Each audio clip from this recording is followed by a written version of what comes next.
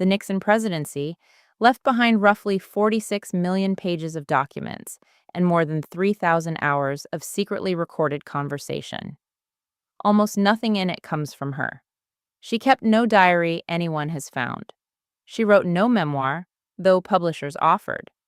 She sat for few interviews of any substance, and in those she gave, she deflected questions about herself toward questions about the country. Her daughter later wrote that she destroyed her own correspondence. What survives is fragmentary. Some letters from the courtship years, staff recollections, photographs by the thousand, and the accounts of people who watched her and disagreed about what they saw. Two of those accounts sit at opposite ends. One, written by her daughter, describes a marriage of mutual devotion under extraordinary strain. The other, written by two reporters, describes a woman drinking alone in the residence while her husband slept in a separate room. Both were published within 12 years of each other. Both drew on people who were there. She read the second one.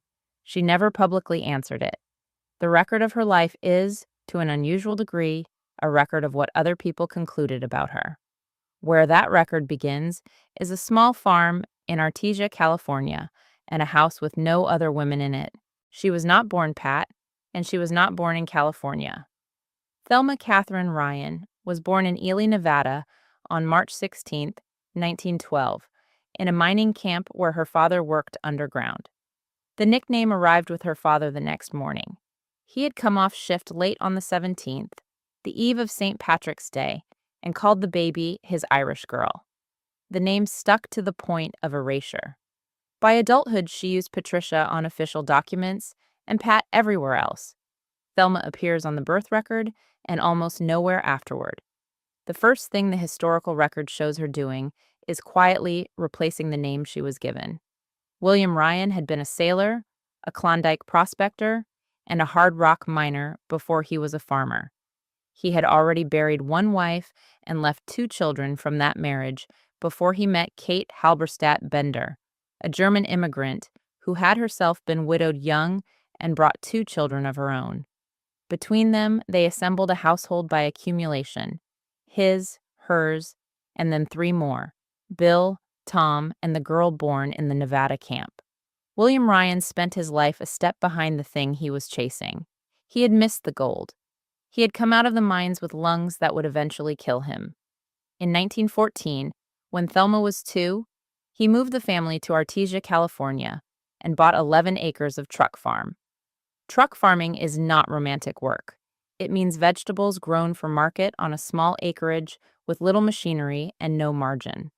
Cauliflower, cabbage, peppers, tomatoes. The family worked the rows themselves. Photographs from those years show a low-frame house, a barn, and flat land under a wide sky, which in the language of a certain kind of biography would be called modest, and in the language of the family was simply the farm. There was no indoor plumbing until she was in her teens. She drove a team of horses in the fields before she was 10. During harvest, the children worked before school and after it. Her mother ran the interior of that life. The cooking for a household of 7, the sewing, the canning, the bookkeeping for a farm that never quite cleared. Kate Ryan also read to her children, which mattered later. The daughter who grew up in a house without electricity in the early years became a reader early and stayed one. In 1925, Kate Ryan was diagnosed with cancer. She died in January 1926 when her daughter was 13. What happened in the household afterward is the first documented fact about Pat Nixon that carries forward into everything else. She took over the domestic running of the farm. She was the only woman left in a house with her father and 2 brothers, and she cooked for them, cleaned for them, and kept the accounts, while continuing to attend Excelsior Union High School and to work the fields during picking season. She was in the 9th grade. This is where the temptation to interpret is strongest, and where the evidence is thinnest. No letters survive from those years. She did not describe her grief at the time, and she did not describe it later in any detail. What can be said with confidence is what she did. She took the work, she kept the schedule, and she did not lose the school year. Her classmates from Excelsior remembered a girl who was busy and cheerful and who did not talk about her mother. 4 years later, her father began coughing. Silicosis is a miner's disease caused by rock dust scarring the lungs, and it is slow. William Ryan had left the mines in 1914. The disease found him anyway, 16 years after he stopped breathing the dust. Tuberculosis followed. His daughter, then in her late teens, nursed him through it at home and later at the Los Angeles County Sanatorium at Olive View, driving out to sit with him. He died in May 1930. She was 18. Within 5 years, she had buried both parents and, in the interval between the two deaths, had run a household for 3 men while finishing high school. She graduated from Excelsior that June, weeks after her father's funeral. There is a version of this story that turns the two deaths into an explanation for everything that followed. The self-sufficiency, the reticence, the tolerance for hardship, the discomfort with being cared for. The evidence permits some of that inference and does not compel all of it. What is verifiable is narrower and more useful. By 19, she had learned that the way through difficulty was to keep working and not to discuss it, and that method never left her because it had worked. What she did next was not the choice of someone content to stay put. She worked. She had already been employed as a bank janitor while in high school, sweeping floors after hours. Now she took a job as a bank teller in Artesia. In 1931, at 19, she agreed to drive an elderly couple, friends of the family, across the country to Connecticut. She did the driving herself, most of the way, on the roads of 1931. She then stayed east for 2 years, living in New York, working at Seton Hospital in the Bronx, a tuberculosis facility, first as a typist and then as an X-ray technician. She had nursed her father through tuberculosis. She went to work in a tuberculosis hospital. Whether she noticed the symmetry is not recorded. She came back to California in 1933 and enrolled at the University of Southern California. She was 21, an orphan with no money, entering a private university in the depth of the Depression. The list of jobs she held while enrolled is long enough that it reads like exaggeration and is not. She worked as a sales clerk at Bullock's Wilshire in the better dresses department, where she was reportedly good at it. She worked as a telephone operator. She did research work in the library. She worked in the dental department of a hospital. And she took extra work as a film extra at the studios. Bit parts, background, one day here and another there. She appeared, unrecognizably, in the crowd of at least one feature. Years later, she would occasionally mention this, and the mention would be turned into a story about a girl who almost became an actress. There is no evidence she wanted to be an actress. There is a great deal of evidence that she needed the day rate. She graduated cum laude in 1937 with a degree in merchandising and a teaching certificate. She took a position teaching commercial subjects, typing, shorthand, bookkeeping, at Whittier Union High School, at a salary of $190 a month. She was 25, employed, credentialed, and financially independent, having gotten there without help from anyone. That last point deserves to be held in view because everything that follows in this documentary happens to a woman for whom independence was not an aspiration, but a completed fact she then set aside. In Whittier, she rented rooms, taught her classes, advised the pep club, and had, by the accounts of people who knew her then, an active social life. She dated. She had suitors. Her students remembered her as young enough to be mistaken for one of them and firm enough that they didn't try it twice. In early 1938, she went to a tryout for the Whittier Community Players, an amateur theater group putting on a production of The Dark Tower. She was there for a small part. So was a young lawyer, 4 months back from Duke Law School, working at a local firm and living with his parents. He had a reputation in town as serious, ambitious, and socially awkward. They were both cast. He drove her home that night, by her own account and his, and by the account of nearly everyone who has written about it since. Richard Nixon told her that evening, the first evening, that he was going to marry her. She thought it was a joke. She said so. He said it was not. She was 25, self-supporting, and had spent the previous 12 years being needed by men who could not manage without her. What he was offering was another version of that, and she recognized it. She said no. She would go on saying no for 2 years. The courtship is usually told as charming. It is worth telling slowly instead, because the mechanics of it, what he did, what she did, and how long she held out, established the pattern by which the next 53 years were negotiated. He proposed the night they met. She declined. He asked again, and she declined again.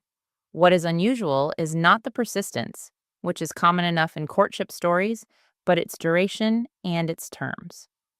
Richard Nixon pursued Pat Ryan from January 1938 until March 1940. 26 months. During that period, she continued to see other men. She had several suitors in Whittier and Los Angeles, and she did not conceal them from him. He drove her to meet them.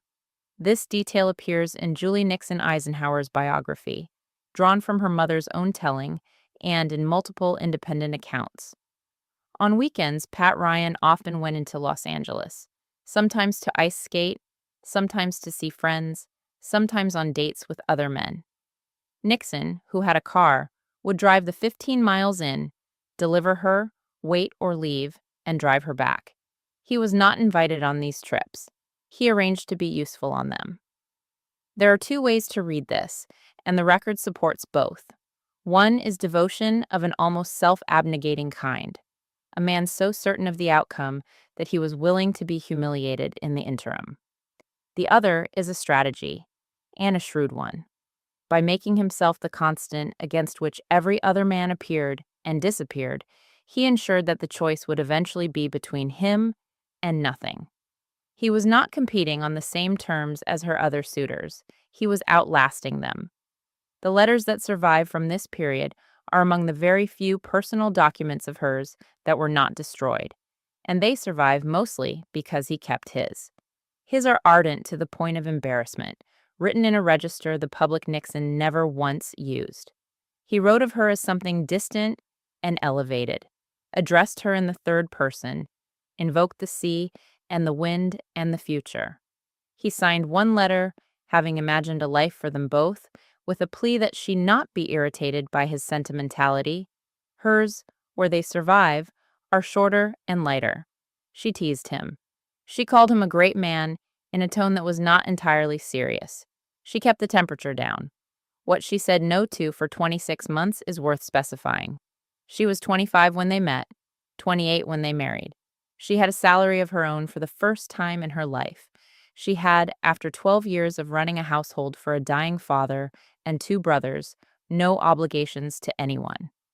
Friends from the Whittier years remembered that she talked about travel, about seeing more of the world than Artesia and Whittier. She had already driven to Connecticut and lived in New York.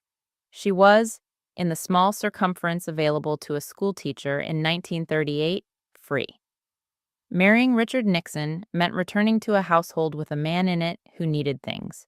She did eventually say yes. The proposal that worked was made in March 1940, on the cliffs at Dana Point, looking out at the Pacific. They married on June 21st, 1940, in a small ceremony at the Mission Inn in Riverside. 20-some guests, no extravagance, her half-sister, and a few friends. They honeymooned in Mexico on a budget so tight that they had loaded the car trunk with canned food to avoid restaurant bills. The story the family told for decades afterward was that friends had removed the labels from every can as a prank, so that for 2 weeks the newlyweds opened tins at random and ate whatever appeared. It is a good story. It is also the last 2 weeks of their life together that either of them would ever describe as uncomplicated. They settled in Whittier. He practiced law. She kept teaching. For 18 months, they lived the life she had presumably agreed to. Small, local, ordinary, 2 salaries, and an apartment over a garage. Then Pearl Harbor. In January 1942, they moved to Washington, where he took a job with the Office of Price Administration, the wartime agency rationing tires and gasoline and setting price ceilings. She took a job too, as a government economist with the OPA. It was her first exposure to Washington, and she disliked it: the bureaucracy, the paper, the smallness of the work. He disliked it more. Within months, he had applied for a Navy commission. He was a Quaker. He could have claimed exemption. He did not, and he did not consult her before applying. He was commissioned in August 1942 and sent eventually to the South Pacific, Bougainville, Green Island, as an operations officer with an air transport unit. She did not stay home. She went to San Francisco and took a job as a price analyst with the OPA there, and she banked nearly everything. This is a detail worth pausing on. During the war years, Pat Nixon lived alone, worked full-time, and saved. When he came home in 1945, they had roughly $10,000 between them, most of it accumulated by her frugality and her salary and his poker winnings from the Pacific. She had, in effect, funded the next stage of his life without yet knowing what it would be. She found out in the autumn of 1945. A committee of Whittier area Republicans, bankers, businessmen, a newspaper publisher, was looking for a candidate to run against Jerry Voorhis, the popular five-term Democratic congressman in California's 12th district. They contacted Nixon, then still in the Navy and stationed in Baltimore. He was interested immediately. He told her about it, and she agreed. Her agreement came with a condition, and the condition is documented in her own later recollections and her daughter's account, that whatever else happened, their home life would be kept private and she would not have to give speeches. He accepted the condition. She was pregnant at the time with their first child, Tricia, who was born on February 21st, 1946, 3 weeks before he formally left the Navy and 8 months before the election. She then broke the condition herself, or allowed it to be broken, within the year. She worked the Voorhis campaign as unpaid staff, typing, filing, mailing, research, answering correspondence, arranging schedules. She wrote and typed campaign literature. She sat in the office with the baby. There was no money to hire anyone. The $10,000 she had saved went into the race. The campaign that resulted was the one that first made his name and first made his reputation. It leaned heavily on the suggestion that Voorhis was aligned with communist-influenced labor organizations, a claim built on a real but tangled endorsement history and pressed far past what the facts supported. There were the anonymous phone calls, there were the mailers. Voorhis, a decent and somewhat professorial man, was unprepared for it and lost by some 15,000 votes. Nixon went to Congress in January 1947. He was 34. What his wife thought of the methods is not recorded in any contemporaneous document. She never criticized the campaign publicly, then or later. She had typed its literature. That is the first of the compromises, and it is a small one by the standards of what came after. But it establishes the shape of the arrangement. She set a boundary, he agreed to it, an opportunity arrived, and the boundary moved. Not by force. She moved it herself, because the alternative was to be the obstacle. She would set that same boundary again in 1952, in 1960, in 1962, and in 1968. It moved every time. Washington in 1947 was expensive, and the salary of a freshman congressman was $12,500.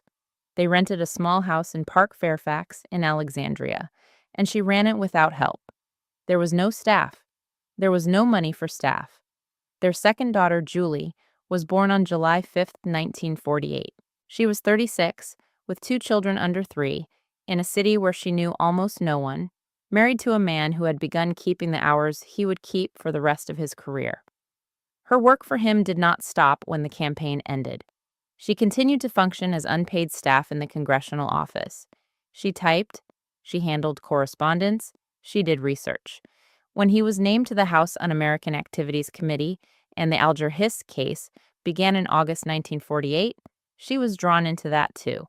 She helped sort and index documents at their home in the evenings. On the night in December 1948, when the famous microfilm was retrieved from the pumpkin field at Whitaker Chambers' Maryland farm, she was part of the household that had spent months living inside the case. The Hiss investigation made Richard Nixon nationally famous. It also made him permanently hated by a segment of the American press and political class, and that hatred attached to his wife by association without any action on her part. She had typed the index cards. She had not made the accusations. By 1950, he wanted the Senate. She did not want the Senate. The evidence for this is her own account to her daughter and is consistent with everything before and after. She had two small children, a husband she rarely saw, and a private life that had already contracted to almost nothing. A statewide campaign in California meant months of travel and another round of what the last campaign had been. She agreed anyway, and the terms of her agreement had by now changed in a subtle way. She no longer set conditions. She simply went. The 1950 Senate race against Helen Gahagan. Douglas is the campaign that produced the nickname that followed him for 24 years. Douglas was a former actress, a three-term congresswoman, a liberal, and a woman, and the Nixon campaign attacked her on the first, third, and, in a manner that was implicit but unmistakable, the fourth. The centerpiece was a flyer printed on pink paper comparing her voting record to that of a New York congressman with communist associations. Roughly 500,000 copies were distributed.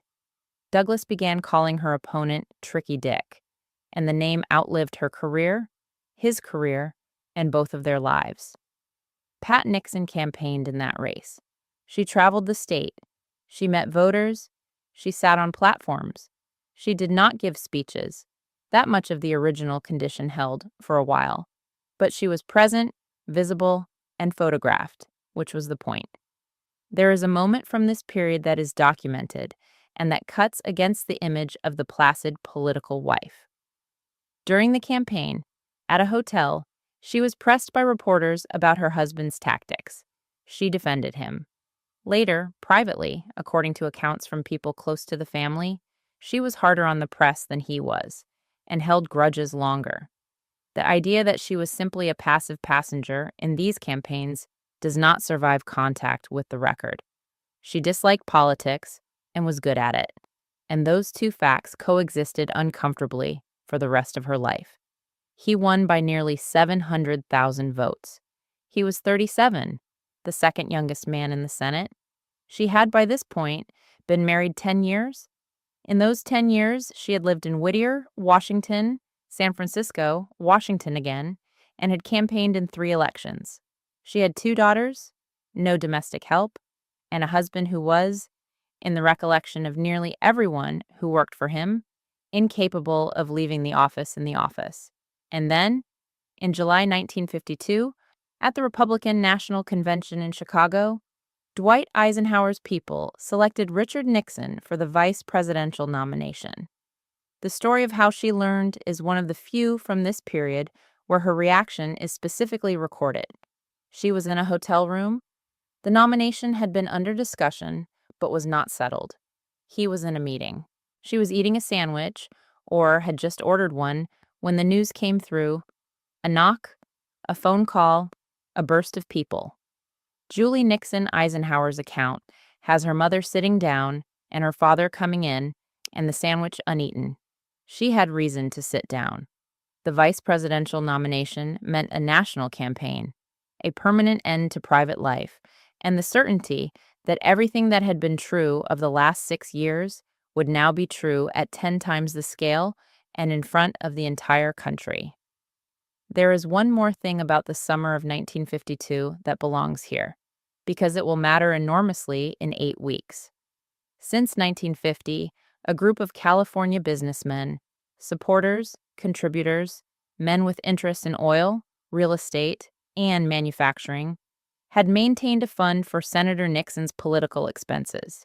It was administered by a Pasadena attorney. It paid for travel, mailings, printing, Christmas cards, the costs of maintaining a political operation that the Senate salary did not cover. Roughly $18,000 had passed through it. It was not secret in any technical sense. It was not illegal. Similar arrangements existed for other politicians, including, as would emerge, for Adlai Stevenson. Pat Nixon knew about it. She had helped manage the household finances for a decade on a public salary and knew exactly where the money for the campaign apparatus came from. On September 18, 1952, the New York Post ran the story under a headline about a secret rich men's trust fund keeping Nixon in style beyond his salary. The Nixons were on a whistle-stop train tour of the West Coast when it broke. Within 48 hours, hecklers were at the rail platforms holding signs. Within 72, the Eisenhower campaign was privately discussing whether to drop him from the ticket, and newspapers that had endorsed the ticket were calling for his withdrawal.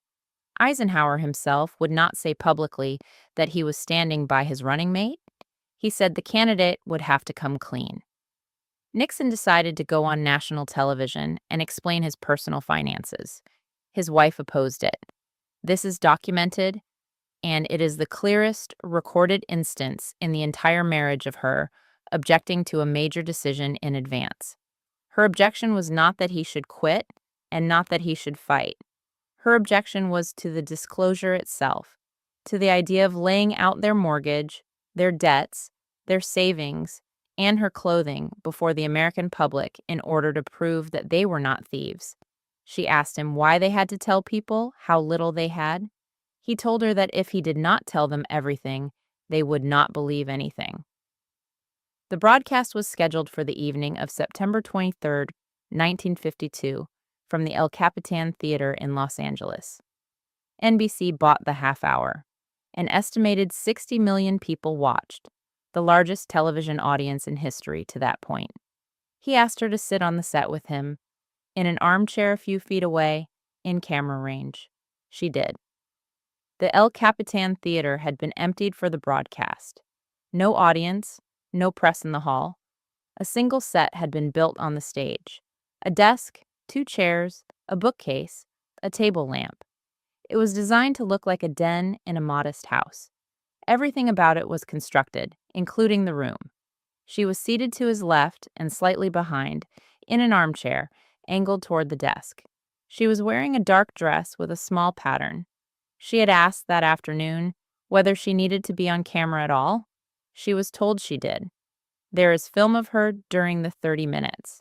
It repays watching, though not for the reasons the broadcast was designed to produce. Her hands are folded. Her posture does not change. She looks at him for the entire duration with an expression of steady attention that never once slackens, and she is aware, the camera is 4 feet away, that she is being watched by more people than had ever simultaneously watched a human being do anything. He began by saying he came before the audience as a man whose honesty had been questioned, and then he did the thing she had asked him not to do. He read out their finances. He gave the audience the balance of their bank account. He listed the mortgage on the Washington house, $20,000, and the mortgage on his mother's house in Whittier, which he was carrying. He listed a loan from his parents. He listed a $4,000 life insurance policy. He stated that he had no stocks and no bonds. He gave the price of the 1950 Oldsmobile.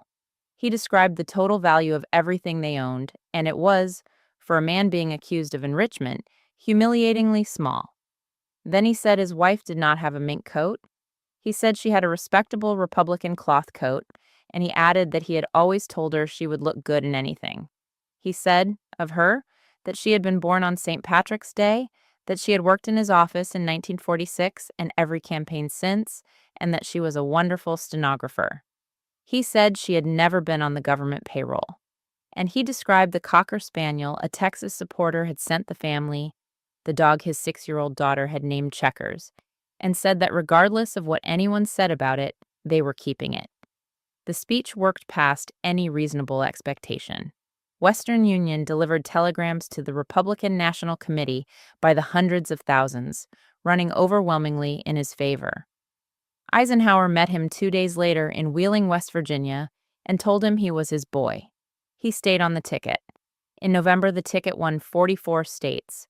What it cost her is not recoverable from any single document, but several things are on the record and can be set beside one another. She had objected to the disclosure in advance and been overruled. That is documented in her own account. The one detail from the broadcast that entered permanent American memory alongside the dog was her coat, a garment described on national television specifically for its cheapness, in order to prove a point about a man's integrity. For the rest of her public life, the cloth coat followed her. It was referenced in profiles for 30 years. It became a shorthand for Republican modesty and, in the hands of less friendly writers, a joke. And the personal information he read out, the mortgages, the loan from his parents, the small insurance policy, was information about her household as much as his. She had managed those accounts. She had done the saving. The Depression-era orphan who had put herself through USC on shop counter wages and studio day rates now had her precise net worth read to 60 million people as evidence that her husband was not a crook. There is a moment after the broadcast that is described consistently across several accounts.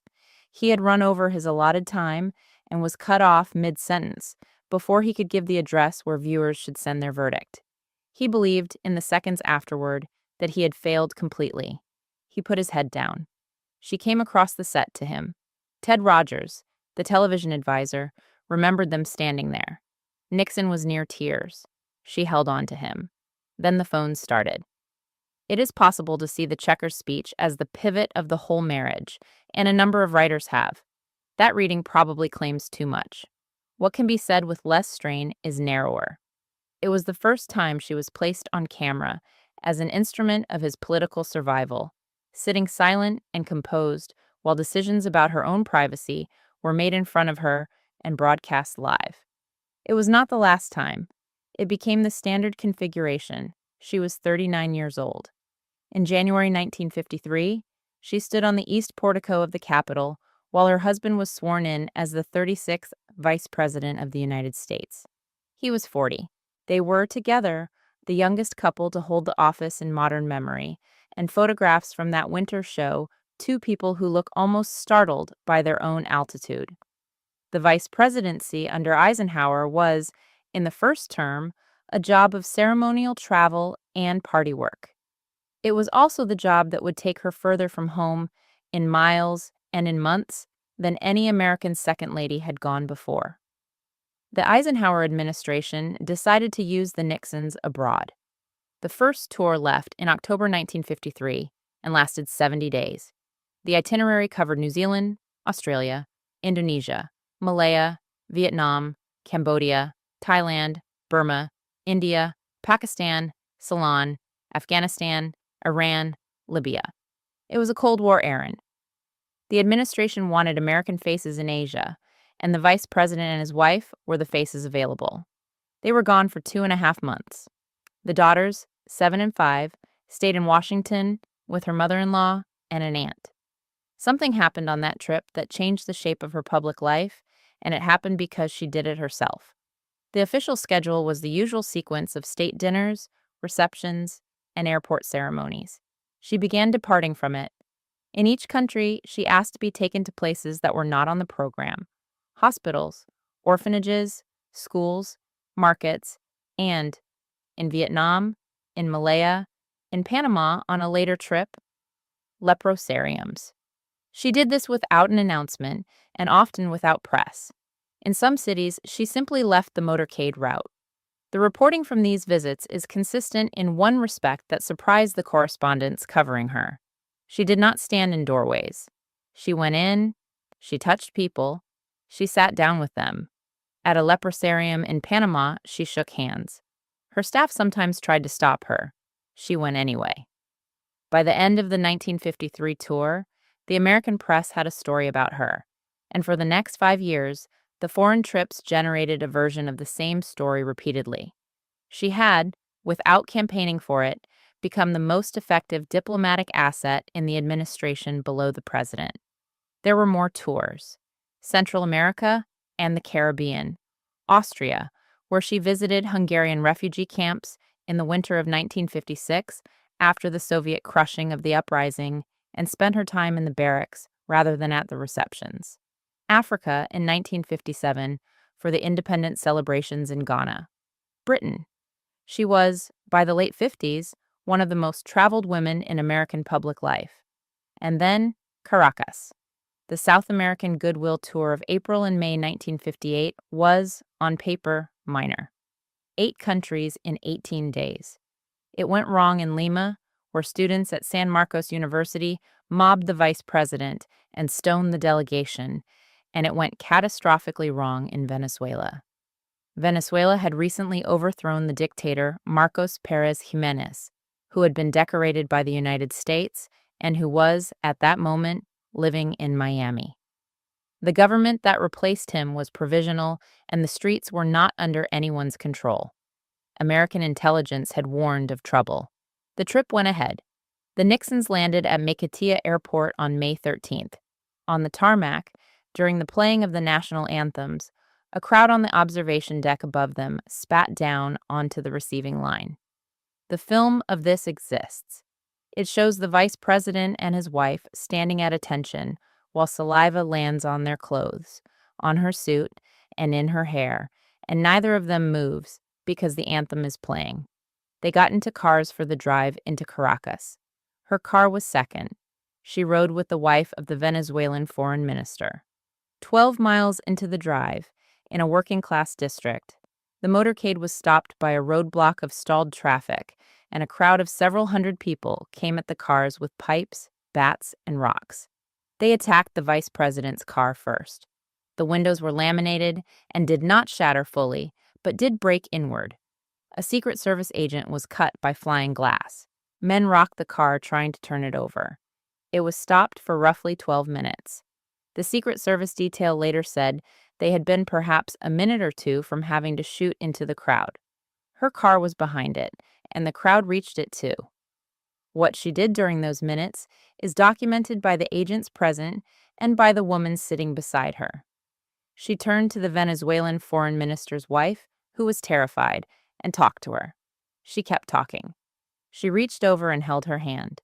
When the cars finally broke free, she went on speaking to the woman in the calm voice she had been using the entire time. At the American embassy afterward, with the residents surrounded, the trip canceled, and the president in Washington moving airborne troops and naval vessels toward the Caribbean in case an evacuation became necessary. She asked to keep one item on the schedule. She went to a private lunch at a home in the hills, and then she asked to visit an orphanage, and she went. The Nixons flew home on May 15th. Eisenhower met them at Andrews with a crowd of 15,000. There were parades, there were editorials, and the editorials about her were the beginning of a problem. She was described, in the coverage of Caracas and everything after it, in a particular vocabulary: poised, serene, unflappable, ideal, a perfect wife. Life and the wire services ran the same figure repeatedly.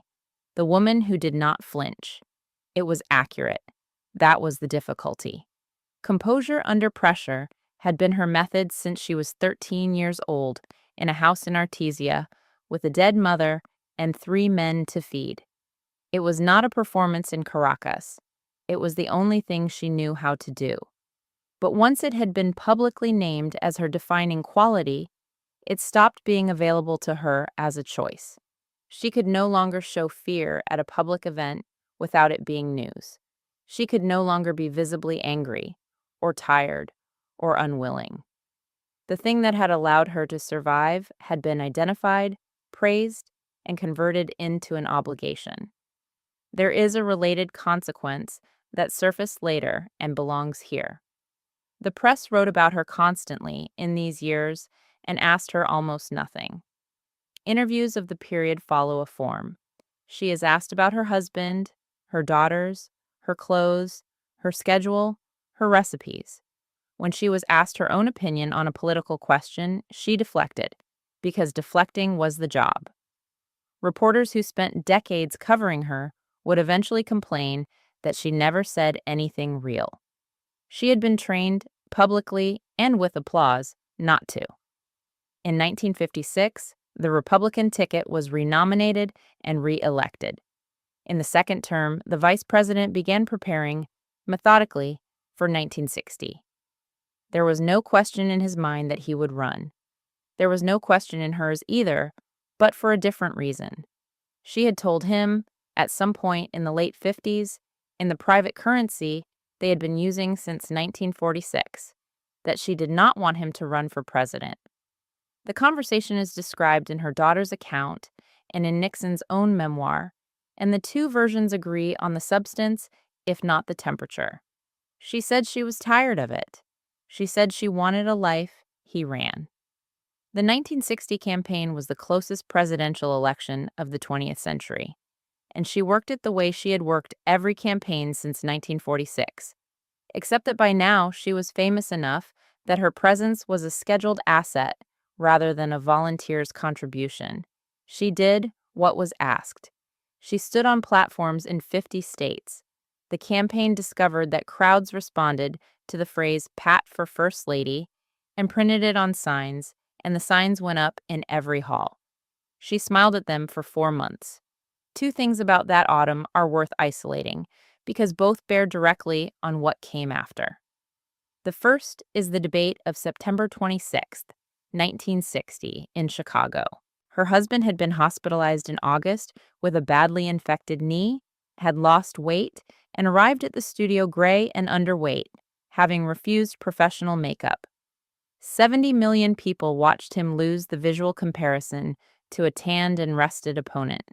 She watched it too, and afterward, according to accounts from people around the campaign, she was more upset than he was. Not about the performance, about the coverage of the performance. The second is the election itself, which was decided by roughly 112,000 votes out of 68 million, with contested returns in Illinois and Texas. There were people in the Republican Party urging a challenge. He declined to mount one. On the night of November 8, 1960, in a suite at the Ambassador Hotel in Los Angeles, with the returns still incomplete, he went downstairs to speak to supporters, and she went with him. There is film of this, too. He gave a statement that was not quite a concession, and the crowd was in tears, and beside him, in a pale dress, his wife was crying and trying not to. She was 58 days short of 49 years old, and she had been in political life for 14 years, and she had just lost the thing that was supposed to justify it. Some accounts have her saying afterward that she was relieved. Others have her devastated. Both may be true. They usually are. What is documented is what she extracted from the loss. In the aftermath, he told her that he was finished with elective politics. They would return to California, he would practice law, there would be a house, and the girls would go to school in one place, and it would be over. She had heard a version of this in 1946 and again after 1950. She believed it in 1961, or acted as though she did. They moved to Los Angeles. He joined a firm, wrote 6 crises, and was miserable within a year. In 1962, the California Republican Party wanted him to run for governor against Pat Brown. She said no. This is the most fully documented refusal in the marriage, and it is the only one where the record shows an actual argument. Both daughters were present for parts of it. She told him she did not want it. She said the family had already given enough. According to Julie Nixon Eisenhower's account, the discussions went on for weeks, and at one point she told him that if he ran, she would not campaign. He announced his candidacy on September 27, 1961. She campaigned. The 1962 race was a defeat of a different quality from 1960. He lost by nearly 300,000 votes to a governor most people had not thought especially strong. The campaign was ill-tempered, and the coverage was hostile.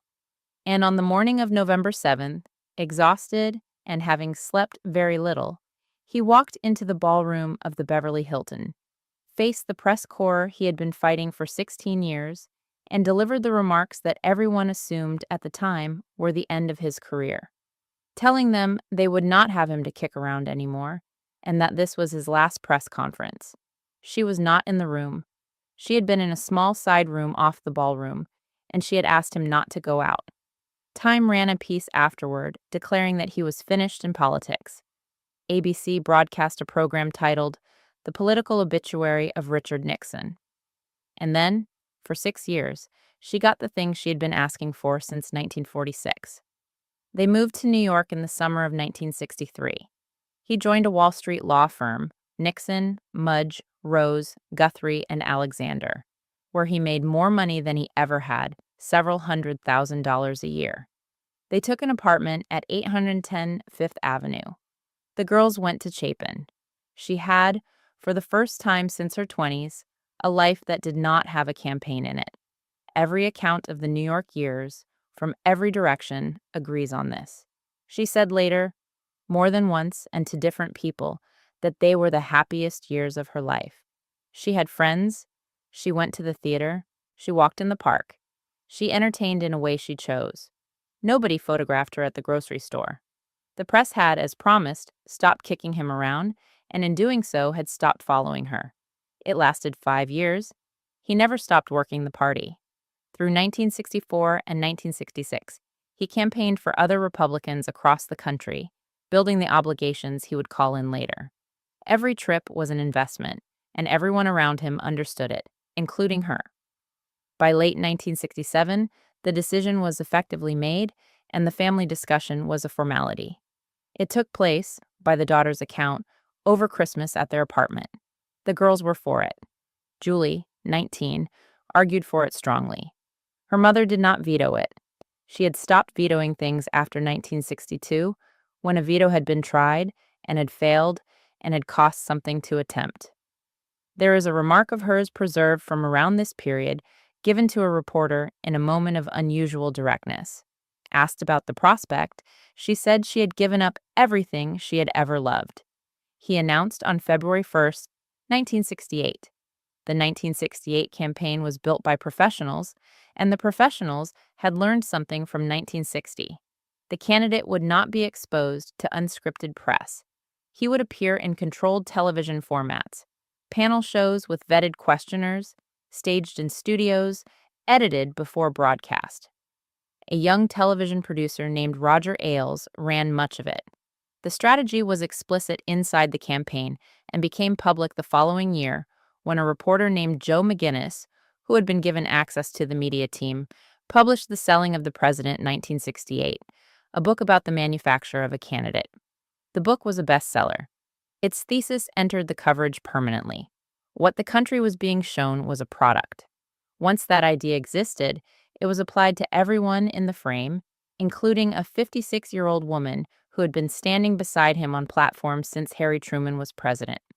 She campaigned that year the way she always had. Long days, receiving lines, small towns, thousands of hands. She was, by every internal account, the hardest working member of the family on the road. And the coverage began to describe her as something assembled. The term that surfaced was plastic pat. It appeared in the press in this period, and it never came off. Columnists used it. It made its way into headlines and eventually into the standard vocabulary for describing her. The charge underneath it was that she was not a real person, that the smile was manufactured, that nothing was happening behind the eyes, that she was the wife-shaped object the campaign had produced to stand next to the candidate. Two facts sit against that charge and were available at the time to anyone who wanted them. The first is what she was actually doing. Throughout the White House years, she personally answered mail, not staff-drafted replies over a signature. She read letters from strangers and wrote back. Her correspondence secretaries described a volume of handwritten notes that exceeded anything in recent memory, and she gave instructions that letters from ordinary people were not to be answered with form responses. She would hold up the day's schedule to finish them. The second is the source of the composure the press was reading as artificial. It had been trained into her over a decade of being praised for it. Every editorial from Caracas onward had told her that not flinching was her contribution.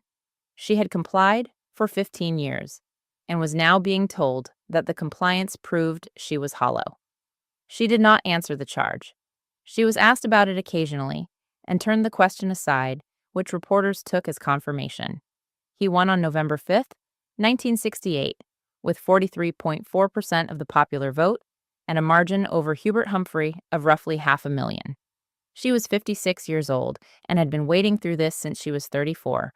Her White House is not well remembered, which is the central problem with any account of her tenure. The record of what she did there is substantial and was, at the time, barely reported. She continued and dramatically expanded the restoration of the mansion's historical furnishings. Working with the curator, she brought in more than 600 period pieces, paintings, furniture, objects, a larger acquisition than any First Lady before or since, exceeding the far more celebrated effort of her immediate predecessors. She did it without a television special. She had a lighting system installed so that the exterior of the White House was illuminated at night, which had not been done before. She opened the house. She created the first tours designed for blind visitors, in which the objects could be touched, and the first for deaf visitors, with guides trained in sign language. She had ramps built for wheelchairs. She instituted evening tours so that people who worked during the day could come, and Sunday church services open to the public, and candlelight tours at Christmas. She traveled alone, which was new. In 1969, she went to Peru after the earthquake in the Andes that killed tens of thousands, flying into the disaster zone with relief supplies, and the Peruvian government, with which the United States was in a hostile diplomatic standoff at the time, received her in a way that measurably changed the relationship. In 1972, she went to Africa alone, to Ghana, Liberia, and the Ivory Coast, and was received in Liberia with full head of state honors, a 21-gun salute, and the country's highest decoration. She was the first American First Lady to be treated by a foreign government as a principal rather than a spouse. She took positions her husband did not. She said publicly that she supported the Equal Rights Amendment. She said publicly and repeatedly that a woman should be appointed to the Supreme Court, and she said it in a way that made clear she had raised it with the president. She said she had told him so. He did not appoint one. When the vacancies came in 1971, he considered a woman, briefly, and then did not do it. She was asked about abortion in an interview and said it was a personal decision, which was not the administration's position. None of it changed the nickname. There is a reason the press coverage of her tenure was thin, and it is not entirely the fault of the press. Her husband's staff, Haldeman in particular, controlled access, controlled scheduling, and consistently deprioritized the First Lady's operation.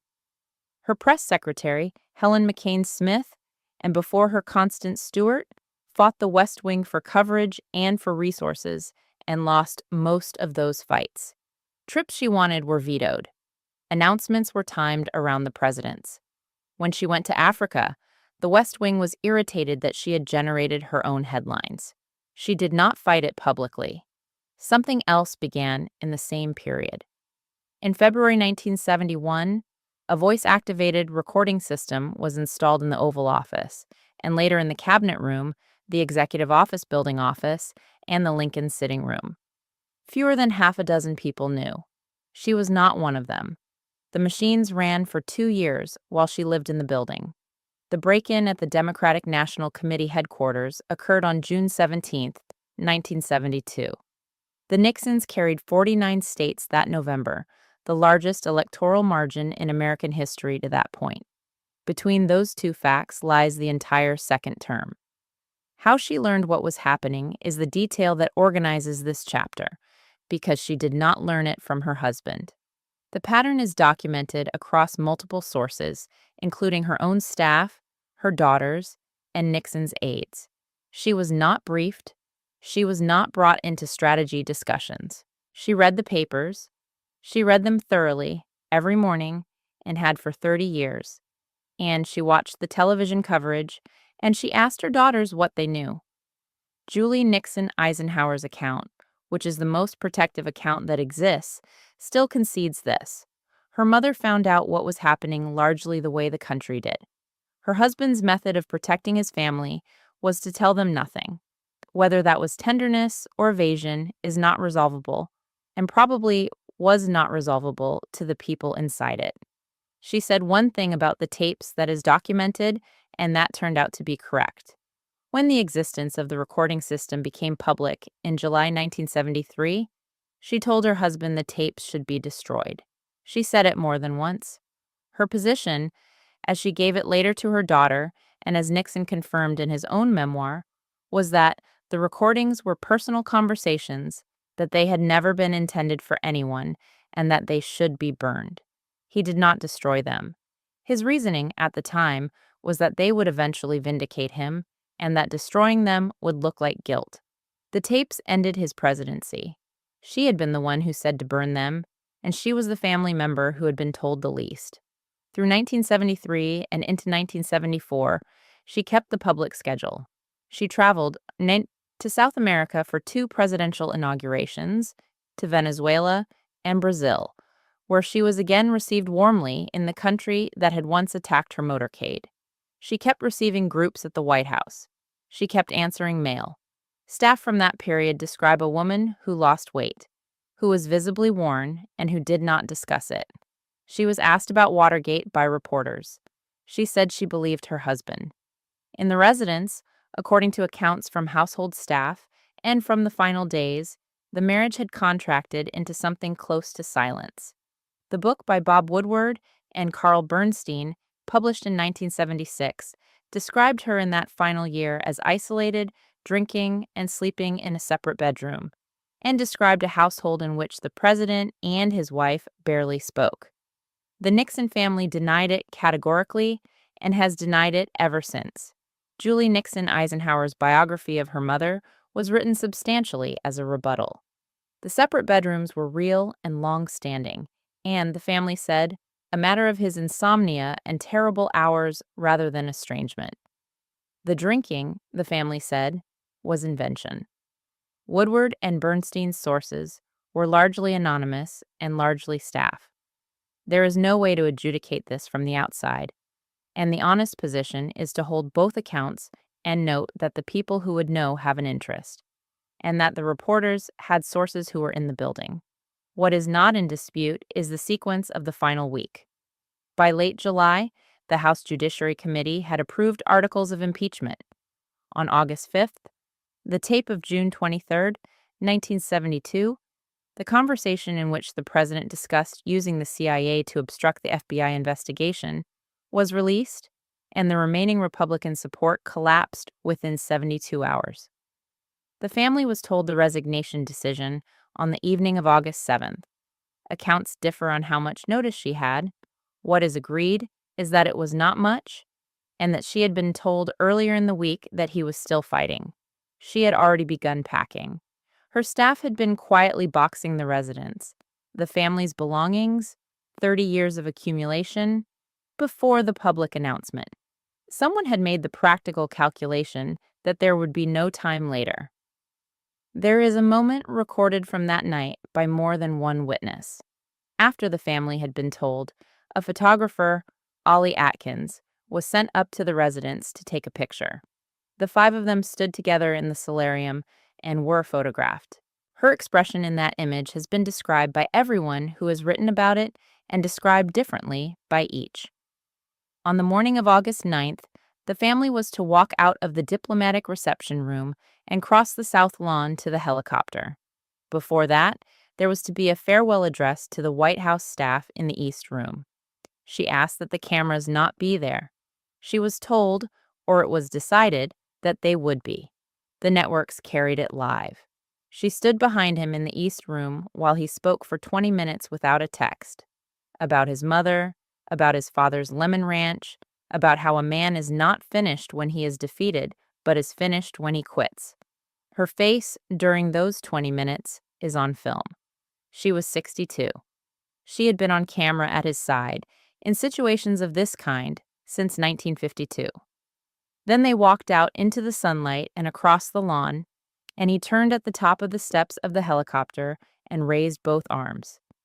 She did not. The helicopter took them to Andrews, and Air Force One took them west. Somewhere over Missouri, the resignation took effect, and the plane stopped being Air Force One and became a numbered aircraft. They landed at El Toro and drove to Casa Pacifica, the house at San Clemente they had bought in 1969.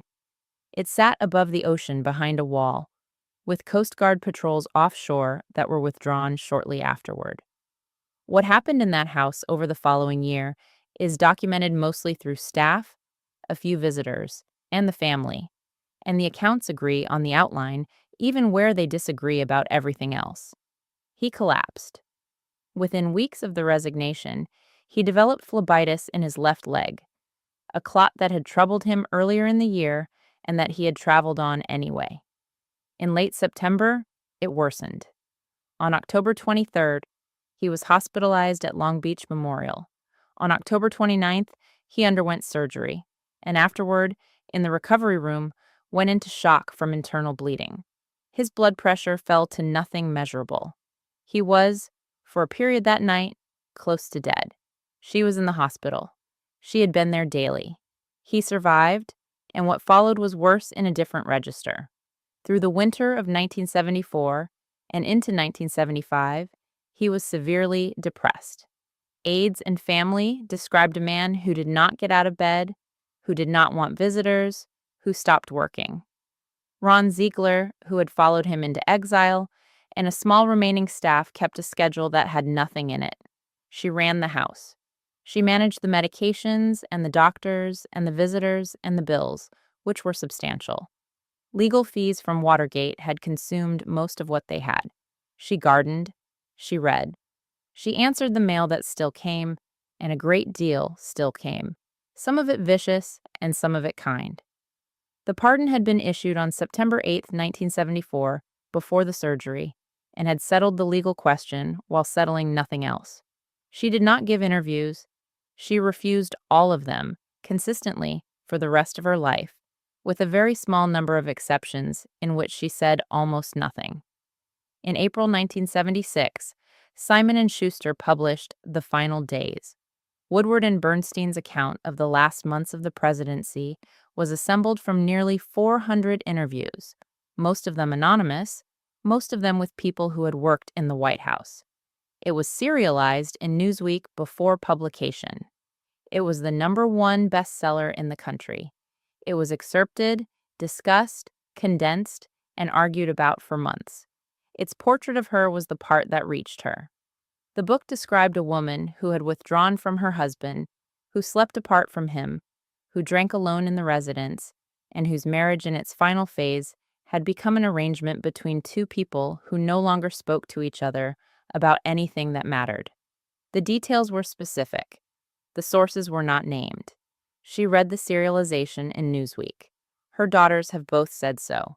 Julie Nixon Eisenhower has written that her mother read it and that it was the only thing in that whole period that she could not put aside.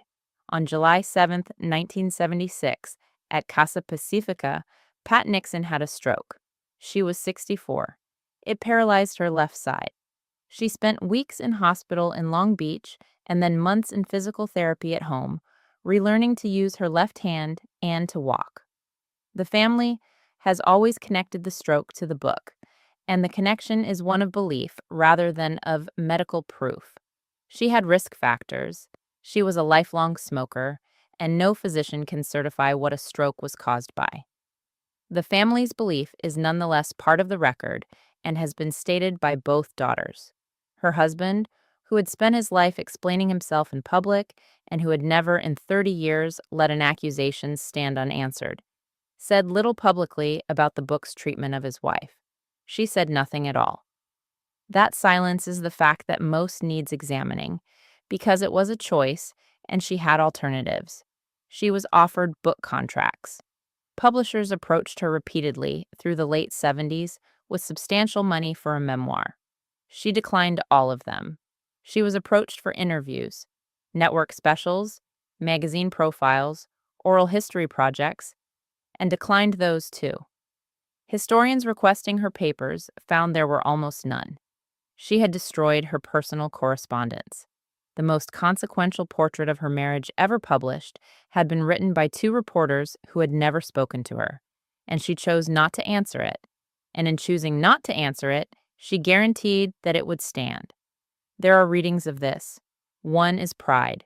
She had spent 40 years watching the press define her and had concluded that engagement made it worse, which the record of the previous quarter century supports. Another is protection, that anything she said would generate follow-up questions with answers she did not want given about the marriage or about him. A third, which the family has never accepted and which cannot be ruled out, is that some part of the account was close enough to something true that answering it was impossible. She recovered from the stroke substantially. Photographs from 1978 and after show a thin woman with a slightly asymmetric smile. In 1980, the Nixons left California and moved east, first to a townhouse in Manhattan and then to New Jersey, Saddle River, and later Park Ridge. She wanted to be near the grandchildren. There were four eventually. She had a second stroke in 1983. She was diagnosed with lung cancer in 1992.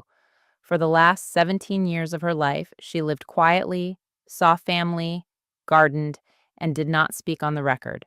Her husband, in those same years, published 9 books, gave interviews, traveled to China and Russia, testified before Congress, and executed one of the most determined reputational campaigns in American political history, appearing on magazine covers under headlines about his return. He was rebuilding a public self. She had disposed of hers. She died on June 22, 1993, at home in Park Ridge, New Jersey, of lung cancer with emphysema. She was 81. They had been married on June 21, 1940. She died one day past the 53rd anniversary. The funeral was held at the Nixon Library in Yorba Linda, on the grounds of the small frame house where he had been born, a few miles from the truck farm in Artesia, where she had cooked for her father and brothers. 4 former presidents' families attended. The eulogy was given by Billy Graham. Afterward, on the lawn beside the grave, in front of the cameras, Richard Nixon broke down and could not stop.